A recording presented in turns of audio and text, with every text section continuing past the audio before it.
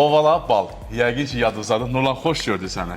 gördük. Axşam saat 12-də birləşdirib Nurlan Zəmrubçu, Şükran bəy, elə bir hədiyyəlik korobkalar hazırlamışıq ki, Ovaladan inanmadım. Yəni, məncə korobkanı açaq, göstərək hər kəsə. Gəl yaxına üçün.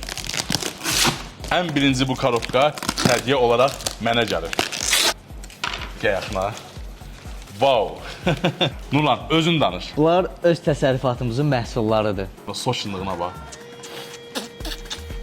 Deməli, bunlar hər biri Astaradandır. Öz təsərrüfatımızın məhsuludur. Astaranın Ovala kəndi. Ovala kəndindəndir. Bax, artıq Ovala bal. Bax, belə hədiyyəlik korobkalar hazır. Bu korobkada nələr var? 6 aylıq dəmdə olan çərəzli baldır bu. Yaxına gəl. Təbii proteinli məhsul.